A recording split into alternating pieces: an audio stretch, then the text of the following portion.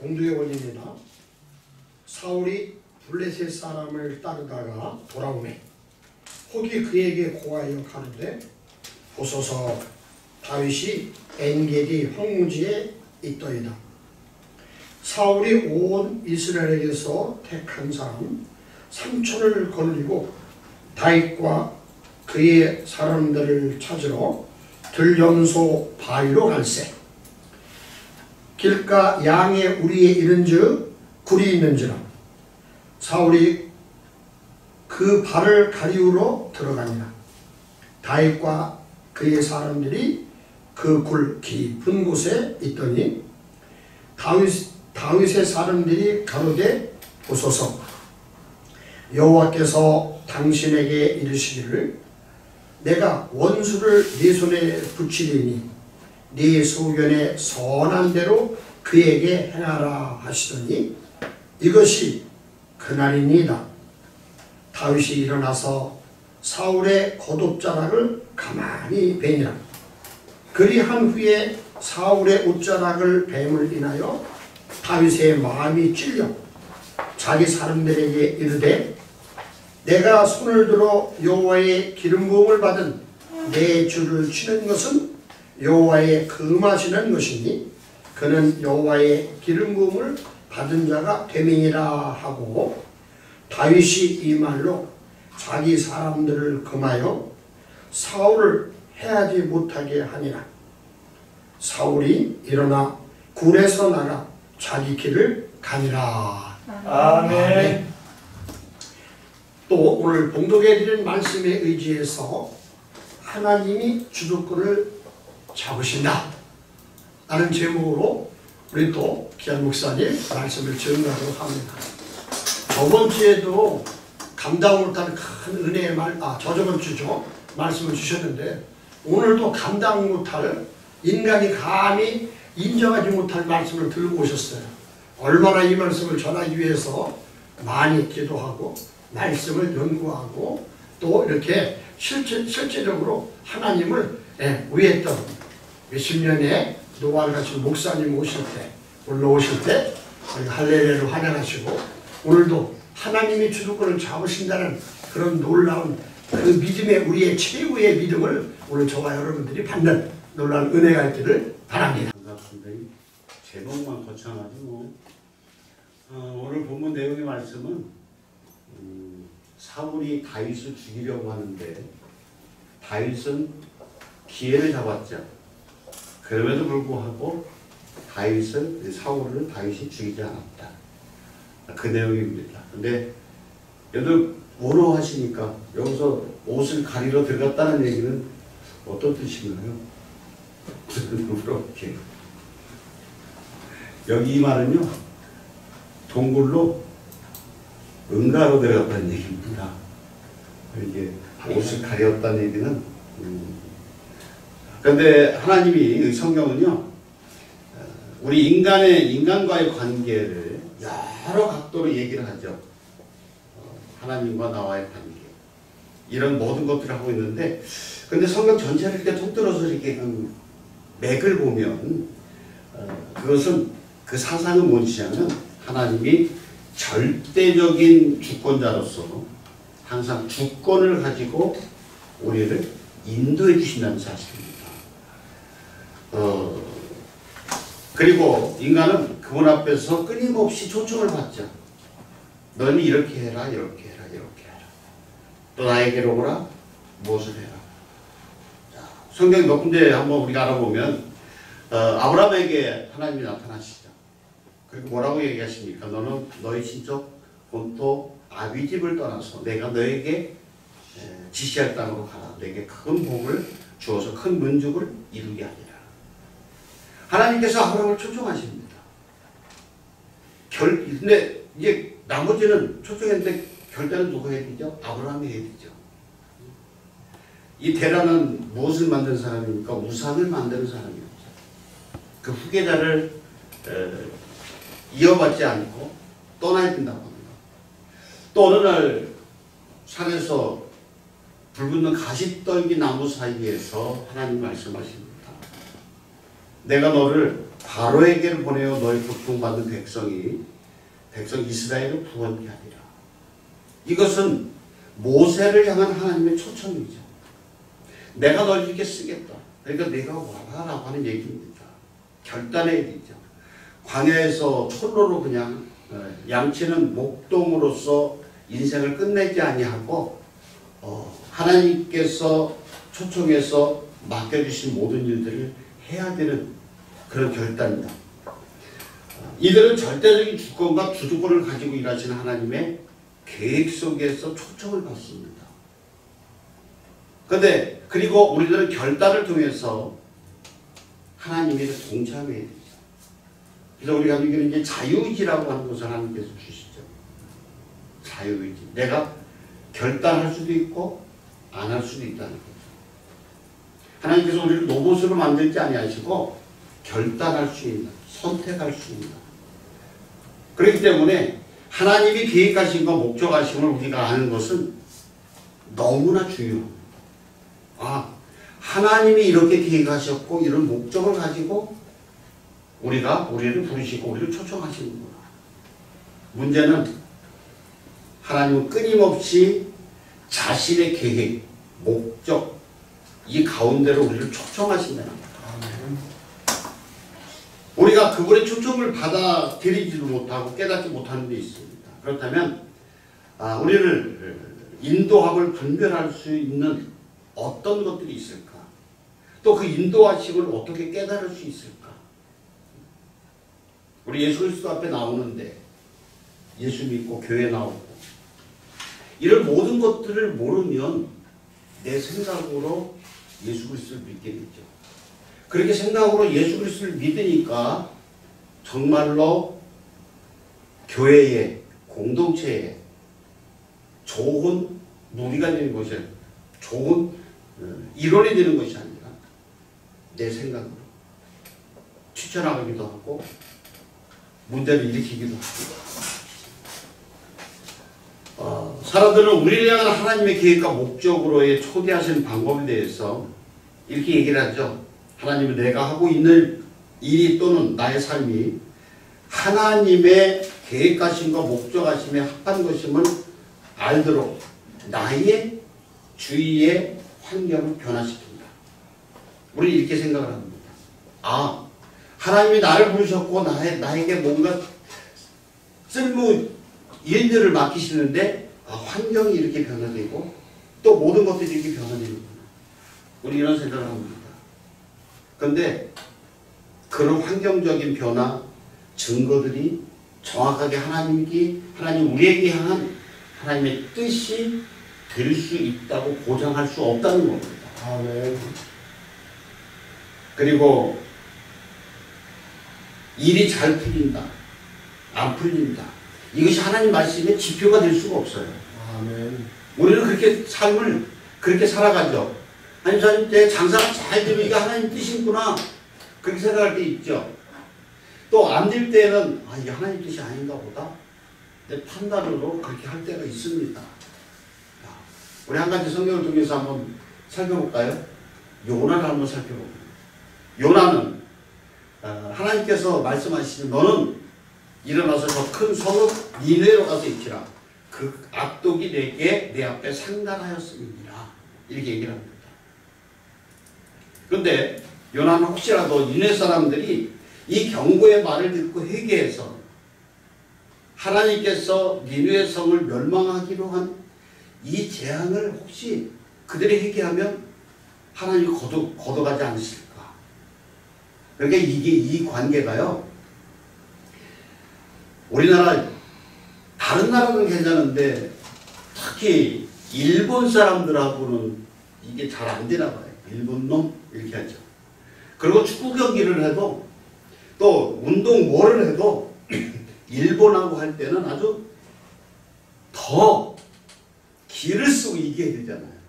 이런 관계입니다 지금. 근데 가서 니느웨로 가서 외치면 그들이 회개할 거 아니냐. 회개할 텐데 내가 그러면 하나님이 그 니느웨 성을 멸망시키기로 작정을 하셨는데 그 거둠을 어떻게 해? 약 올리잖아. 지금 요나가 이 생각을 한 거예요. 그리고 다시스로 도망하고 욥바로 내려갑니다.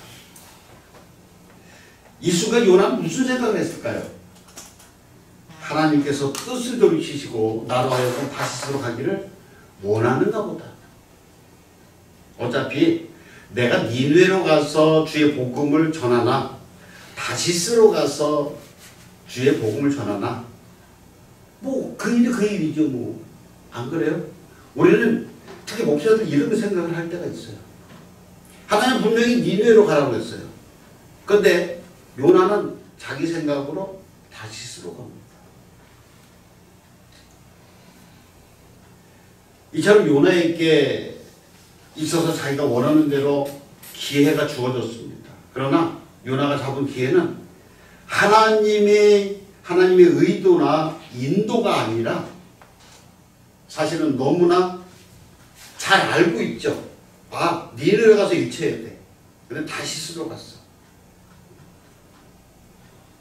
그것은 불순종하는 요나의 생각이었죠. 이미 자기 마음에 결심한 자기중심적인 생각이었습니다. 우리 그럴 때가 너무 많아요. 예수 그리스도를 믿는 우리들이 그렇게 생각하고 그렇게 행동할 때가 많이 있다는 거예요. 내 생각으로. 그래서 우리가 신앙생활 하는데 가장 주의해야 될 게 뭐냐면 자기 합리화입니다. 내 합리화예요. 그러니까 다른 사람은 우리나라 속담이 있죠. 다른 사람은 불륜인데 나는 뭐예요? 로맨스예요. 우리 믿는 사람들이 이 신앙생활 하는 게 똑같아요. 그럴 때가 많다는 거예요. 지적하죠. 다른 사람 막 지적해. 왜 그래요? 난 그 죄 안 졌기 때문에. 저 나쁜 놈이야. 난 그 죄를 안 졌거든. 근데 실적으로 뭐 자기는 더 많은 죄를 지은 거예요.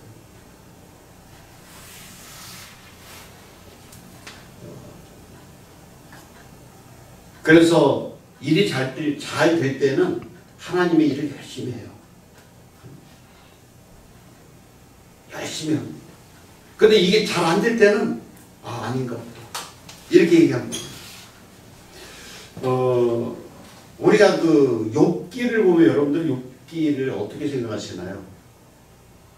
거의 모든 목사님들, 모든 분들이 설교를 하는데 욥기를 설교할 때는 고난, 고통 이거를 포커스를 맞춥니다. 근데 실질적으로는 요나의 전체적인 흐름을 보면은 믿음입니다. 하나님과 나 사이에 어떤 믿음을 가지고 어떤 신뢰성을 가지고 나가느냐고 하는 거예요. 그렇기 때문에 우리들은 하나님은 이걸 우리가 아셔야 돼요. 하나님께서는 나를 때때로 실패하기를 원하십니다. 이상하죠? 한집사님. 아니 좀 편안하게 그냥 살게 내두지. 내 삶에 왜? 내 삶을 왜 어렵고 힘들게 고통과 고난이 있게. 그 정사 이상하네. 좀 돌팔이 아닌가? 또 이단 아닌가? 그렇게 생각하실 수도 있지만 하나님께서는 우리 삶의 모든 것 다 어떻게 실패하기를 원할 때도 있습니다. 그런데 우리들은 그 왜 내가 실패를 하느냐, 왜 고난이 오느냐, 그 의미를 모르기 때문이었어요. 그런데 고난 가운데 있는 하나님의 뜻을 우리가 읽을 수가 있어야 돼요. 환경적인 증거에 의해서 하나님의 계획을 판단하는 것, 그거는 기복신앙의 근거를 주는 거예요.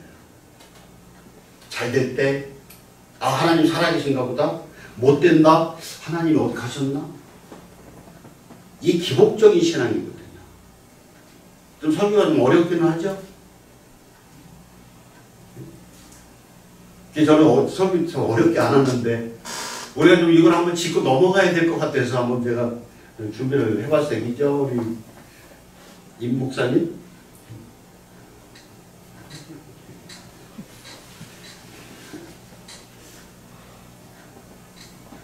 그렇다면 어디를 우리가 한번 볼 필요가 있느냐면 이사야 선지자를 한번 볼 필요가 있어요. 하나님이 이사야 선지자에게 이렇게 얘기를 합니다. 너는 이스라엘 백성들에게 있지라. 그러나 그들이 듣기는 들어도 깨닫지 못할 것이요 보기는 보아도 알지 못하리라. 아니 말씀을 전하라고 해놓고 네가 전해도 그들이 깨닫지도 못해. 듣지도 못해. 근데 왜 시켜? 이사야 선지자에게. 이상하죠? 하나님 이상하신 분이네. 아니 하나님 분명히 알고 계시단 말이에요. 이스라엘 백성들이 가서 이사야 선지자가 외쳐도 알지 못하고 깨닫지 못한다고 하는 거예요. 이런 얘기를 합니다.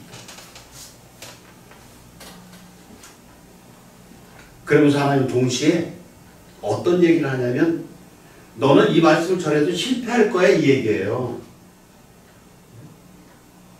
이 얘기를 합니다. 자, 너의 외침은 분명히 실패할 거다. 동시에 두 가지를 주신 거예요. 하나님께서. 하나는 외치라. 그런데 외쳐도 너 소용없어. 이 얘기입니다. 아 근데 뭐로 외치라고 그래? 그렇잖아. 이상하지 않아요? 한집사님? 그 하나님 이상하신 분이네. 근데 선지자들에게 성공은 무엇입니까? 또 목사들에게 성공적인 것이라고 얘기한다면 말씀을 전해서 교인들이 깨닫고 변화되고 이런 것들이 성공 중에 하나라고 우리가 표현을 할 수도 있죠. 그런데 그들의 말을 듣고 이스라엘 백성이 회개를 받았고 그렇게 들으면 성공했을 건데 그러나 그건 성공 개념이었죠. 하나님께서는 성공은 이사야가 실패하는 거였습니다. 외치라. 근데 그들이 안 돌아올 것이다. 듣지도 않을 것이다.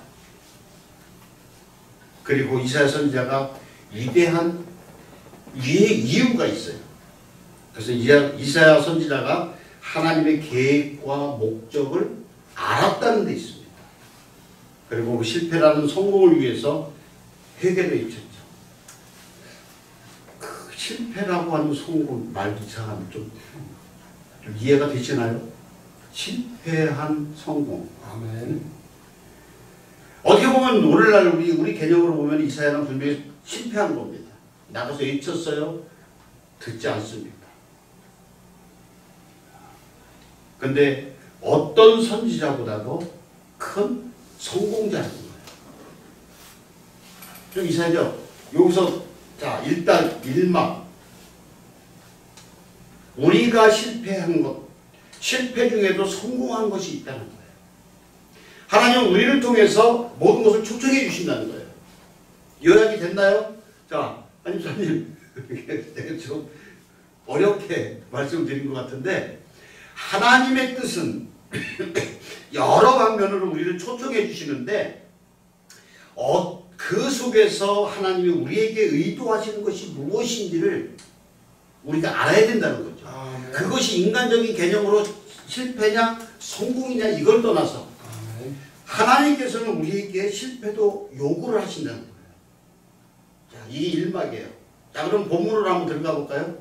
짧게 할게요. 본문에는. 자, 하나님은 하나님의 계획과 목적을 바로 이해하고 그 부르심에 순종한 본을 보여준 사람이 누구냐면 다윗입니다. 사울이 다윗을 죽이려고 합니다. 그리고 엔게디 광야까지 도망갔는데 3,000명이라고 하는 사람들을 끌고 와서 죽이려고 합니다. 그런데 그 동굴에서 가디웠다고 하는 거 아까도 말씀드렸듯이 지금 큰 볼일을 보고 있는 거예요. 그 무방비 상태잖아요. 몰래 가서 죽일 수 있습니다. 그 부하들이 뭐라 그래요? 왕이시여. 그때는 주군이라고 했겠죠. 이 다윗을 따르는 모든 무리들이 실적으로는 건달들이잖아요. 전부 다 깡패고 건달들이고 이런 사람들이.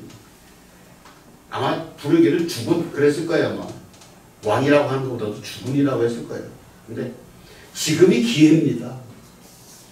저들이 우리를 죽이려고 왔으니까 이 기회에 얼마나 좋습니까? 지금 가서 그의 목숨을 취하시죠. 주변 사람들이 이런 얘기를 합니다. 추종자들이 이 얘기를 하죠. 4절 말씀에 뭐라서 보소서 여호와께서 당신에게 이르시기를 내가 원수를 내 손에 붙이리니 내 소견이 선한 대로 그 행하라 하시더니 이것이 그날입니다. 기회가 왔습니다. 이 얘기. 기회가 왔어요.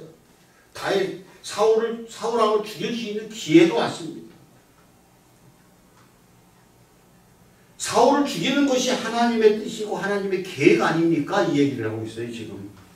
여러분 어떻습니까? 맞죠? 그 얘기가 맞는 것 같아요. 근데 추종자들의 논지는 이렇습니다. 하나님의 말씀이 있었다는 거예요. 지금으로 말하면 성경적인 근거가 확실히 있습니다. 그러니까 죽이시죠. 두 번째는 뭐냐면 좋은 기회가 주어졌다는 겁니다. 눈 한번 떠보시죠. 좀 어렵게 설교를 하는데 우리에게 꼭 필요한 것, 하나님 말씀이 필요 없는 건 없지만 좀 우리가 이렇게 삶을 살아가는데 이런 것을 우리가 알았고 깨달을 때에 하나님의 뜻을 알게 되고 내가 신앙생활하면서 힘들고 지치고 내가 이해가 되지 않을 때에도 우리가 이것이 하나님의 뜻인 거라고 하는 것을 발견할 수가 있죠. 그런데 다윗은 어떻게 했어요? 지금 본문에 보니까 사울의 옷자락만 폈어요. 그리고 그것도 마음에 찔려서 이렇게 얘기합니다. 내가 손을 들어 여호와의 부르심을 기름 부음을 받은 내주를 치는 것은 여호와의 금하신 것이니 그는 여호와의 기름 부음 받은 자가 되밀어라. 뭡니까? 다윗은 그의 추종자들이 그럴싸한 논리적인 것, 합리적인 얘기를 하죠. 그럼에도 불구하고 그를 죽이지 않습니다. 여기서 그를 죽이지 않으면 계속해서 쫓김을 당하는 거죠. 그리고 자기는 도망다닐 수밖에 없어요. 계속해서 관야로 도망다닐 수밖에 없는 그런 처지에 놓일 수밖에 없습니다. 그러니까 앞뒤가 다 맞는 거예요. 기회다. 그리고 여기서 완전히 전세를 쥐어풀 수 있는 기회라고 하는 거예요. 우리 인간적인 생각으로 합니다.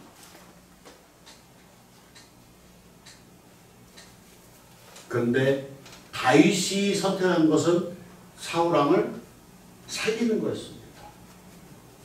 그런데 여기서 우리가 한번 생각해 볼 것은 다윗이 왜 이런 결단을 내렸을까요?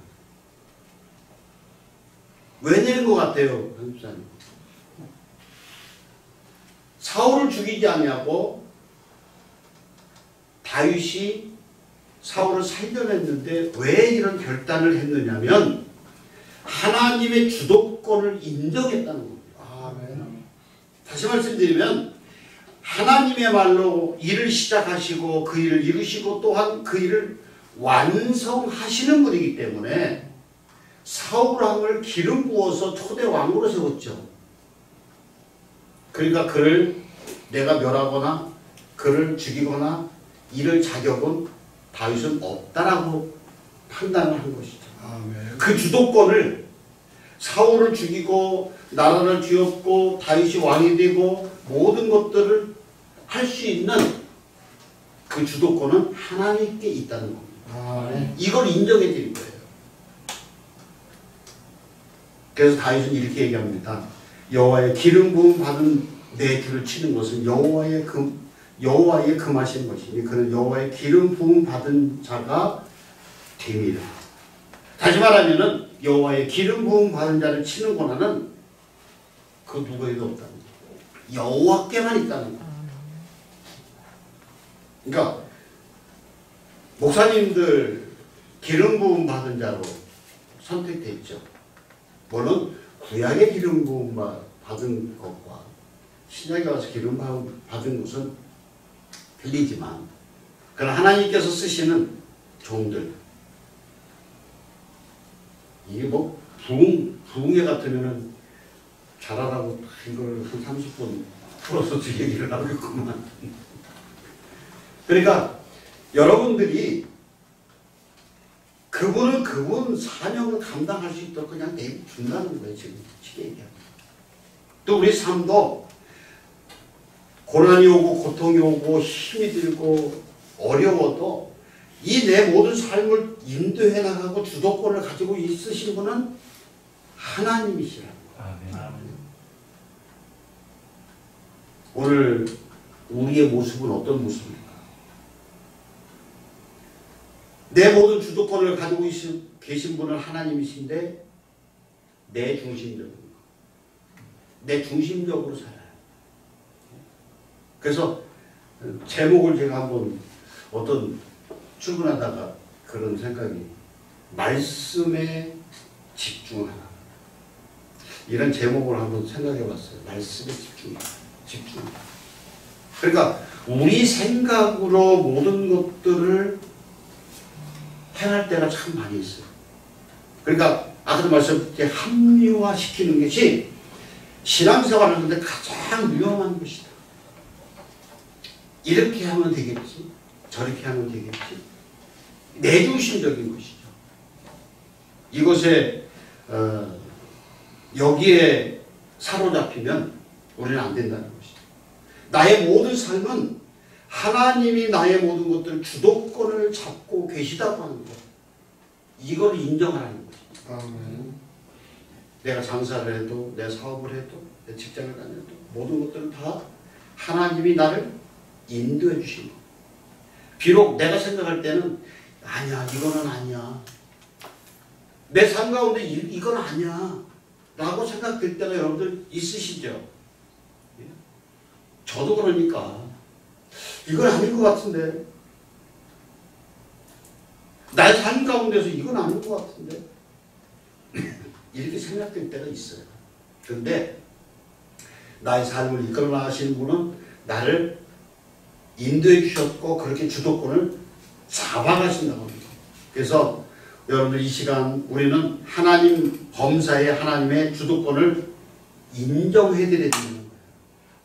고난도 하나님의 주도권 아래 있는 거죠. 모든 것들이 괴로운 것도 하나님의 주도권 아래 있다고 하는 사실. 내 몸이 아픈 것도 그 가운데서 하나님의 뜻을 깨달을 수 있는 거예요. 그래서 우리는 우리 신앙생활은 지금 다윗처럼 제가 여러 가지 말씀 많이 드렸는데 그냥 한 가지만 기억하고 하시죠. 하나님이 나의 모든 삶을 나를 여러 방면으로 초청하시는데 나는 그 부름에 응답하고 그리고 모든 주도권은 하나님이 갖고 계시다고 합니다. 아멘. 그래서 우리가 기도할 때도 하나님 정말로 하나님의 주도권이 내가 하나님의 주도권을 인정하는 신앙생활이 되게 없었어요. 이 주도권을 인정하는. 그래서 내가 어떠한 상황 속에서도 평정을 잃지 않냐는. 하나님 어디 계십니까? 내가 너무나 어렵습니다. 괴롭습니다. 물론 이제 시편에 보면은 하나님 저 큰 바위를 굴려서 저 쓰레기 같은 저 못된 데는 싹 좀 쓸어버리세요 라고 하는 그런 기도도 있어요. 토하는 이걸 이제 바꿔서 얘기하면 토하는 기도라고 하는 기도예요. 한 집사님 이제 이름을 붙이자면 토하는 기도, 내 속에 있는 것을 토해내는 기도. 하나님 옆집에 있는 저 편에 또 한국에 있는 저 편, 너 가만두실 거예요? 정말로 내 마음 너무 괴로운데 그냥 어떻게 가다가 꼬꾸라져가지고 어떻게 되든지 그런 기도 하고 싶죠? 그런 기도 안 하시나 우리 한집사님? 한집사님 착하신가 보다. 난 그런 기도 하실 테니까 안 되는데 하나님 저를 어떻게 해야 되나 이렇게 기도할 수 있어요. 그런데 우리는요 하나님의 주도권을 인정하고 그리고 나로 죄를 범치 않게 하시고 내가 처한 상황 속에서 하나님이 의도하시는 하나님의 계획과 목적을 바로 알게 하옵소서. 자, 우리 이것만 기억하고 가죠. 하나님의 주도권을 인정하고 내 마음에 주님 주시는 평안을 만나서 하나님이 나를 부르시고 하나님이 나를 어떻게 인도해 주시는 것을 깨닫게 해주시고 그렇게 그 하나님의 목적에 따라 살아가는 삶이 되게 하옵소서. 그 앞에 거는 전부 다 잊어먹어도 요것만은 기억하시죠. 다 기억 못하잖아요. 뭐 여기 문 열고 나가면 다 잊어먹을 텐데요. 그것만 기억하고 하나님이 모든 내 삶은 하나님이 주도권을 가지고 사신다고 하는 이걸 기억하면서 그렇게 살아가시는 저와 여러분의 시기를 주님의 이름으로 축복합니다. 아멘.